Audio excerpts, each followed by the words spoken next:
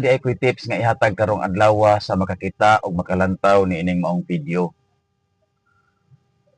Tips ni siya alang sa paglambo sa atoang kaugalingon, labi na sa panginabuhi. Kana bitaw nakahulam ka og kwarta.